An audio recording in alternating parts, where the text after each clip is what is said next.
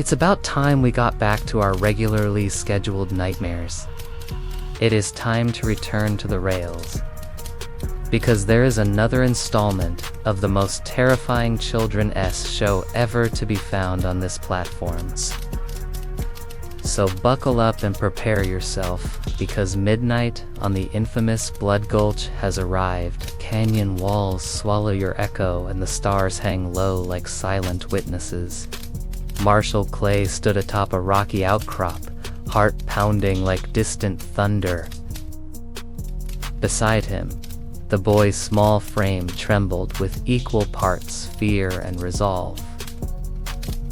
In his hand, the tattered map fluttered, lines scrawled in blood-red ink pointing toward a secret hidden beneath the rails. They both knew. Tonight the rails wouldn't just sing, they'd scream. 1 o'clock to 3:30. Journey to the Gulch. Clay's boots crunched on gravel as he led the boy down the steep slope, each step illuminated by the pale glow of a half-moon.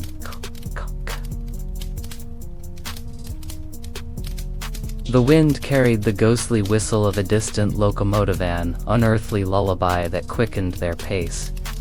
"You ever wonder why they call it Blood Gulch?" Clay asked, voice low but urgent. The boy shook his head.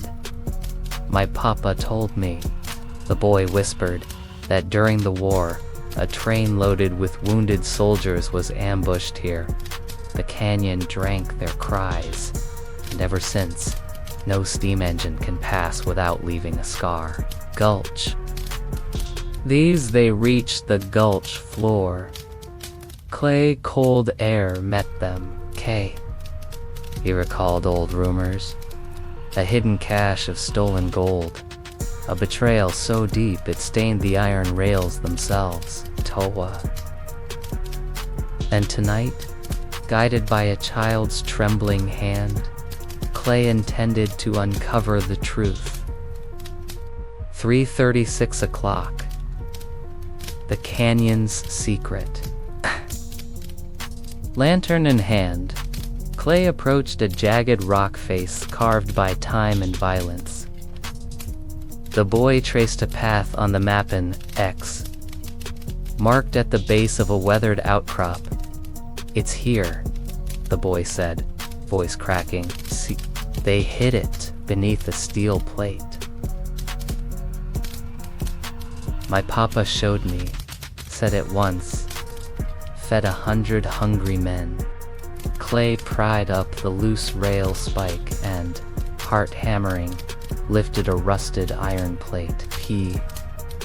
Beneath lay a wooden box, bound in iron bands. He opened it to reveal tarnished gold coins, their surfaces dull with a jaundice-folded letter. Clay. She's like the clay gently unfolded the parchment. The letter's ink bled with secrets.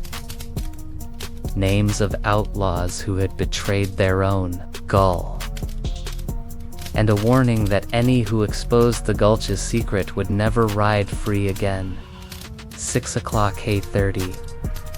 Ambush and revelation. A sudden clatter echoed horses' hooves on track below. Clay snapped the lantern's light. Toward the tunnel mouth. Figures emerged. Masked men, rifles leveled at Clay. "And the boy, hand over the map?" growled the leader, voice as cold as steel. The boy clutched the map to his chest. Clay stood between them, chest heaving. He slowly placed his hand on his revolver. Tension crackled like lightning. "This gulch belongs to no one," Clay declared. "Your greed carved these walls with blood. Ones leave now, or add your names to its history." Silence fell.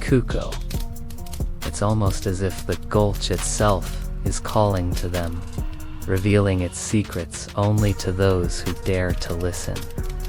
Upon reaching the gulch floor, Clay is immediately struck by the unnatural chill in the air. This sudden drop in temperature serves as a stark reminder of the gulch's sinister reputation. A place where the boundary between the living and the dead seems razor thin. But why is this place so significant? The answer lies hidden in the gulch's depths, waiting to be uncovered. As they approach a jagged rock face, the boy points to a weathered outcrop, using his map as a guide. The map itself, a seemingly innocuous piece of parchment, holds the key to the mystery that plagues the rails here. Beneath the ground lies a secret so profound that it threatens to shake the foundations of their world. Cool, but what could be buried here? Why does it matter? Using the map's markings, the boy locates a loose rail spike, koan. Prying it up, a rusted iron plate is revealed, shielding a wooden box bound in iron. The discovery of this box signifies a turning point in their journey. Cleat. Inside, they find not only a substantial amount of gold coins, but also a letter detailing a dark chapter in the gulch's history. The letter speaks of outlaws who betrayed their own, of blood spilled and vengeance sought. It paints a grim picture of a past that refuses to stay buried. But what does it mean for Clay and the boy? The weight of this revelation hangs heavy in the air. As the clock strikes 6, the tranquility of the night is shattered by the sound of approaching horses. Suddenly, a group of masked men, led by a menacing figure, emerge from the tunnel. They demand the map from Clay and the boy, threatening dire consequences should they refuse. The leader's cold demeanor and the glint of malice in his eyes leave no doubt as to his intentions. The standoff that ensues is thick with tension. Every heartbeat echoes in the stillness, amplifying the danger of the situation. Just as the leader makes a move to disarm Clay, something unexpected happens. The leader hesitates, his finger twitching on the trigger. In that split second, recognition dawns on Clay's face. Gun. He recognizes the leader's voice and features, bringing a sense of personal connection to the conflict. It turns out that the leader is none other than the boy's own father, consumed by guilt and regret. Despite his earlier aggression, he offers Clay a chance to escape, providing him with a share of the hidden gold. It's a moment filled with complex emotions. In the end, Clay chooses to accept the offer, valuing the preservation of the innocent over the pursuit of justice. He leaves with the boy and the gold, while the father and his men vanish into the shadows. As the episode draws to a close, we're left pondering the moral implications of their actions. The discovery of the hidden gold brings financial security to the boy and Clay, but at what cost? The boy asks Clay a profound question. What did he learn from this experience? Clay responds by highlighting the importance of standing up against greed and protecting innocence, even in the face of great personal risk. The final scene serves as both a resolution and a haunting reminder of the events that transpired. As Clay and the boy walk away from the gulch, the silence is broken by the sound of a single rail spike ringing in the wind. A chilling note that echoes the tragedy and loss that continue to linger in the wake of their journey.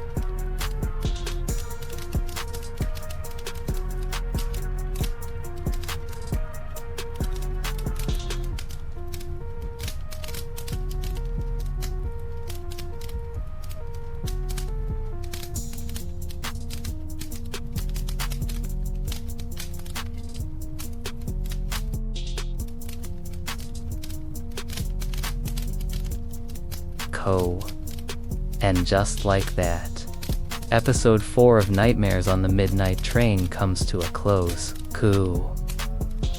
If you enjoyed this spooky adventure and want to join us on our regular schedule, don't forget to follow us and tune in for our next terrifying tale. Until then, sweet dreams on the rails.